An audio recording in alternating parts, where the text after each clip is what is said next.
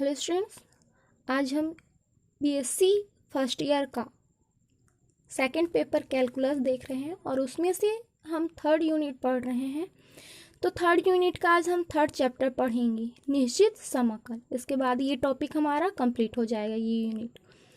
तो निश्चित समाकल होता क्या है वो देखते हैं। सबसे पहले तो हमारे पास कोई फंक्शन होता है एफ ऑफ एक्स, और वो कैसा फंक्शन होता है, कंटिन्यूअस, जो एक क्लोज इंटरवल ए बी में एक्स का कोई कंटिन्यूअस फंक्शन है। ठीक है, तो इसका एक अनिश्चित फलन भी हमको प्राप्त होगा एफ ऑफ एक्स। ठीक, अर्थात क्या, integration f of x d x is equal to f of x. तो इसका जब हम अंतर निकालेंगे, मतलब अगर हम सीमा ले लेते हैं एक्स की वैल्यू ए से बी तक, तो इसका जो अंतर है f of b minus f of a को ही हम क्या कहेंगे, निश्चित समाकल कहेंगे। ठीक है, और इसको हम इस तरह से प्रदर्शित करते हैं, integration a to b f of x d x is equal to f of b minus f of a. ठीक है, अब इससे रिलेटेड कुछ क्वेश्चंस कर लेते हैं। तो सबसे पहला क्वेश्चन हमारे पास, integration 1 to 3 cos log x upon में एक्स डी एक्स का मान ज्ञात कीजिए। सॉल्यूशन की ओर आगे बढ़ते हैं। तो माना कि log x बराबर क्या मान लिया हमने, t मान लिया। तो जब हम x के रिस्पेक्ट में इसका अवकलन करेंगे तो ये क्या हो जाएगा हमारे पास, 1/x dx is equal to dt। अब चूंकि हमने इसको इस x को किस में कन्वर्ट कर दिया, t में कन्वर्ट कर दिया, तो इसके जो लिमिट्स हैं वो भी चेंज हो जाएंगे। तो जब x इज इक्वल टू हमारे पास क्या होगा, 1 होगा, तो ये हो जाएगा, x की वैल्यू यहाँ पर पुट करेंगे 1, तो ये log 1 हो जाएगा। ठीक है, और log 1 की वैल्यू क्या हो जाती है, 0। तो इस तरह हमें t की वैल्यू कितनी मिल गई, 0 मिल गई। जब हम इस log x में x के स्थान पर क्या रखते हैं, 3 रखते हैं, तो ये हो जाएगा log 3 is equal to t. तो t की वैल्यू यहाँ पर कितनी आ गई, log 3 आ गई। ठीक है, इन वैल्यूज को हम इस इक्वेशन में पुट कर देते हैं। Therefore integration 1 to 3 cos log x upon में x dx is equal to हमारे पास आ गया है integration 0 to log 3 cos t dt। मतलब जो x का फंक्शन था अब किस में कन्वर्ट हो चुका है, t में कन्वर्ट हो चुका है। ठीक है, तो जब हम cos t का डिफ्रेंशिएशन करेंगे तो वो हमारे पास क्या आ जाएगा, sin t के फॉर्म में आ जाएगा, और उसके लिमिट्स हो गए 0 और log 3। ठीक है, बाउंड्स, ये जो लिमिट्स है उसको अप्लाई कर देते हैं t में, देन ये हो जाएगा sin t के स्थान पर कितना हो जाएगा, log 3 माइनस t के स्थान पर कितना हो जाएगा, 0। तो ये हमारे पास आ गया sin 0। sin 0 की वैल्यू 0 होती है, तो इस तरह हमको मिल गया sin log 3। ठीक है, सेकंड क्वेश्चन देखते हैं। सेकंड क्वेश्चन है हमारे पास, integration 0 to π/3 cos x upon में 3 + 4 sin x dx का मान ज्ञात कीजिए। ठीक है, तो हम यहाँ पर भी सपोज कर लेते हैं कि जो 3 + 4 sin x है वो कितना है, t के इक्वल है। तो जब हम इसका x के रिस्पेक्ट में डिफ्रेंशिएशन करेंगे तो ये जो 3 वाला टर्म्स है वो 0 हो जाएगा। यहाँ पर 4 कांस्टेंट है और sin x का डिफ्रेंशिएशन हो जाएगा किसमें, cos x में। ठीक है, इज इक्वल टू dt। ठीक, अब चूंकि x को हमने किस में कन्वर्ट किया, t में, तो इसके लिमिट्स भी चेंज हो जाएंगे। तो x इज इक्वल टू जब हम t रखेंगे ये वाली वैल्यू, ठीक है, तो यहाँ पर जब हम x की वैल्यू 0 रखते हैं तो ये कितनी हो जाएगी, sin 0, और sin 0 की वैल्यू तो 0 ही होती है। तो यहाँ t की वैल्यू कितनी आई हमारे पास, 3 आई, ये t इज इक्वल टू 3। ठीक, और जब हम x बराबर π/3 रखते हैं ये वाली वैल्यू, ठीक है, तो यहाँ पर जब हम sin π/3 रखेंगे तो हमारे पास वैल्यू कितनी आ जाएगी, 3 + 2 √3। ठीक है, क्योंकि हम जानते हैं कि sin π/3 की वैल्यू कितनी होती है, √3/2। ओके, नाउ ये सारी वैल्यूज हम यहाँ पर पुट कर देते हैं। तो ये हो जाएगा हमारे पास integration 0 to π/3 cos x upon में 3 + 4 sin x dx is equal to, values put कर रहे हैं। तो इंटीग्रेशन पहले लोअर बाउंड हमारे पास 3 है, फिर अपर बाउंड कितना है, t का 3 + 2 √3। ठीक है, और ये वैल्यूज पुट कर दिए हैं। तो cos x is equal to हमारे पास क्या हो जाएगा, ये 4 इधर आ जाएगा, तो ये dt अपॉन में 4 हो जाएगा। तो ये dt अपॉन में 4, और इस पूरे के इक्वल कितना हो गया, t हो गया। ठीक है, 1/4 कॉमन निकाल लेते हैं। इंटीग्रेशन 3 to 3 + 2 √3 dt अपॉन में t। देन आगे 1/4 और 1/t का t के रिस्पेक्ट में जब हम इंटीग्रेशन करेंगे तो वो वैल्यू क्या देगी हमको, log t देगी, ठीक। और इसका लिमिट्स 3 + 2 √3 पुट कर देते हैं लिमिट्स, तो ये हो गया हमारे पास 1/4 log 3 + 2 √3 माइनस लोअर बाउंड लग गया हमारे पास log 3। ये था हमारे पास आंसर, ठीक है। अब आते हैं जो निश्चित समाकल है उसके कुछ प्रॉपर्टीज पे, ठीक है। सामान्य प्रगुण, general properties of definite integrals, ठीक। तो इसमें पहला प्रॉपर्टी है integration a to b f(x) dx। तो जब ये जो लिमिट्स दिए रहते हैं इस लिमिट्स को हम चेंज करेंगे तो ये हो जाएगा हमारे पास minus integration b to a f(x) dx। Second property है integration a to b f(x) dx। तो जब हम इसको t में कन्वर्ट करेंगे तो ये वैल्यूज हमको क्या देगी, integration a to b f(t) और ये हमारे पास रहेगा dt रहेगा, ये वाली वैल्यू हमारे पास dt होगा।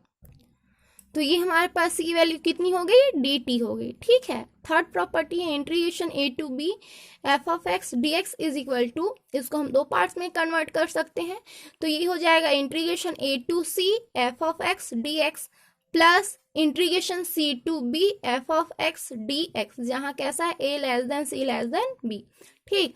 फोर्थ प्रॉपर्टी है integration a to 0 to a f(x) dx is equal to, हम इसको लिख सकते हैं integration 0 to a f(a - x) dx, ठीक है। उसके बाद यहाँ हमारे पास फिफ्थ प्रॉपर्टी है integration -a to +a f(x) dx। तो इसके हमको दो वैल्यूज मिलेंगे और दो वैल्यूज कहाँ कहाँ कैसे कैसे मिलेंगे। पहला वैल्यू हमको मिलेगा 2 इंटीग्रेशन 0 to a, जब हमको इसको कन्वर्ट करना पड़ेगा, चेंज करना पड़ेगा, तब ये हो जाएगा 2 integration 0 to a f(x) dx। कब, जब f(x) कैसा हो, सम फलन हो, इवन फंक्शन हो, ठीक है। और यदि जो फंक्शन हमारे पास f(x) है वो विषम फलन हो तो उसकी वैल्यू हमको क्या मिलेगी, 0 मिलेगी, ठीक। और इसका 6th कंडीशन है हमारे पास जो प्रॉपर्टी है वो integration 0 to 2a f(x) dx is equal to, यहाँ पर भी दो वैल्यूज मिलेंगे। पहली value 2 integration 0 to a f(x) dx, कब, जब f(2a - x) is equal to हमारे पास हो fx, ठीक है। और सेकंड 0 मिलेगा कब, जब f(2a - x) is equal to हमको क्या मिले, -f(x) मिले। अब एक क्वेश्चन करते हैं इससे रिलेटेड। तो ये हमारे पास एक क्वेश्चन है integration 0 to pi x sin x upon में 1 + cos स्क्वायर x dx का मान ज्ञात कीजिए। तो सबसे पहले हम इसको मान लेते हैं, माना I is equal to integration 0 to pi x sin x upon में 1 + cos स्क्वायर x dx, ठीक है। अब यहाँ हम कौन सा रूल अप्लाई कर सकते हैं वो देखते हैं। तो यहाँ पर हम फोर्थ रूल अप्लाई कर सकते हैं, ठीक है। फोर्थ रूल हमारा मतलब जो प्रॉपर्टी थी वो क्या थी, हमारे पास था यदि इंटीग्रेशन 0 to a हुआ f(x) dx, तो हम उसको क्या कर सकते थे, f(a - x) लिख सकते थे, ठीक है। इंटीग्रेशन में कोई फर्क नहीं पड़ता था, जो उसके लिमिट्स थी, तो हम इसको पुनः लिख सकते हैं। पुनः I इज इक्वल टू, इसी इक्वेशन को हम लिख सकते हैं 0 to पाई। अब यहाँ पर x के स्थान पर हमको क्या रखना है, a - x रखना है, और a की वैल्यू कितनी है, पाई है, तो ये हो गया पाई - x। उसके बाद साइन पाई - x अपॉन में 1 + cos square pi - x dx, ठीक है। Then integration 0 to pi - x sine pi - x is equal to sine x ही होता है, और 1/1 + cos square pi - x cos pi - x is cos x ही होता है, ठीक है। देन ये हो गया 1 + cos स्क्वायर x, इसको हमने इक्वेशन नंबर 2 दे दिया।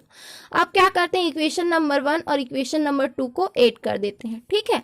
तो ये I और I हमारे पास हो गया 2i, और ये राइट का राइट में ऐड कर दिए, तो integration 0 to pi x sin x upon में 1 + cos square x dx plus integration 0 to pi - x sin x upon में 1 + cos स्क्वायर x dx, ठीक है। तो यहाँ से हमारे पास कॉमन क्या रहेगा, इंटीग्रेशन 0 to पाई रहेगा दोनों में, और ये sin x रहेगा, ठीक है। तो हमारे पास आ गया integration 0 to pi x plus pi - x sin x upon में 1 + cos स्क्वायर x dx। यहाँ से x और x सब्ट्रैक्ट हो गया, तो हमारे पास क्या बचा, पाई साइन एक्स अपॉन में 1 plus cos square x d x. अब इसको सॉल्व करना है तो हम सपोज कर लेते हैं, माना cos x is equal to क्या है, टी है, तो जब हम इसका एक्स के रिस्पेक्ट में डिफ्रेंशिएशन करेंगे तो ये हमारे पास आ जाएगा minus sine x d x is equal to d t. तो जब हम x को t में कन्वर्ट करें तो इसके लिमिट्स भी चेंज होंगे।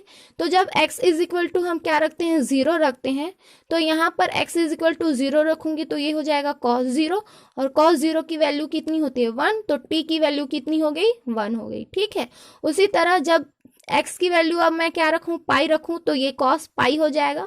ठीक है, और cos पाई की वैल्यू कितनी होती है -1 होती है, तो t की वैल्यू अब कितनी हो गई -1 हो गई। ठीक, वैल्यूज को यहाँ पर पुट कर देते हैं। Therefore 2i is equal to integration 1 to -1। यहाँ पर देखो जो हमारे पास लोअर लिमिट है वो +1 आया है और जो अपर लिमिट है वो -1 आया है, तो इसलिए यहाँ पर ये +1 है और ये -1।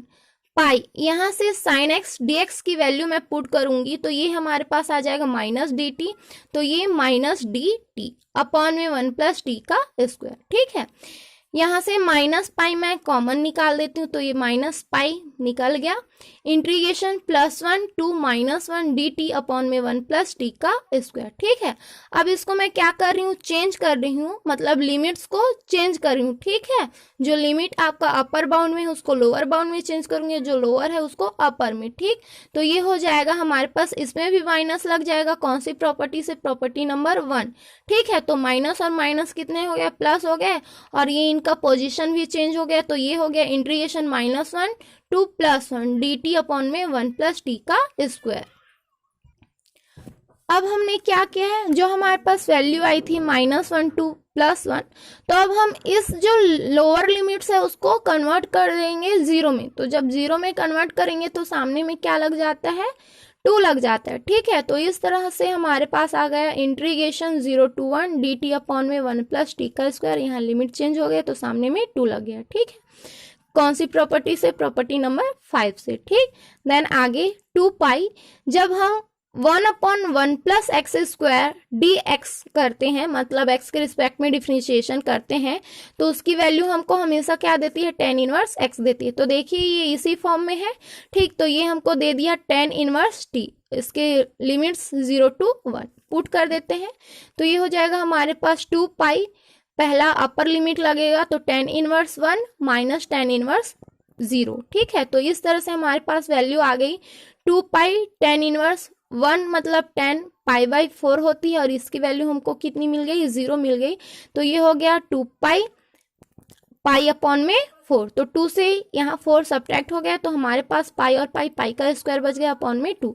यहाँ 2i है, 2 को हम इधर ट्रांसफर कर देते हैं, तो i इज इक्वल टू हमारे पास हो गया π² अपॉन में 4। देयरफॉर हमारे पास वैल्यू आ गई integration 0 to pi x sin x upon में 1 + cos square x dx is equal to π² upon में 4। आज के लिए इतना ही। Thank you student.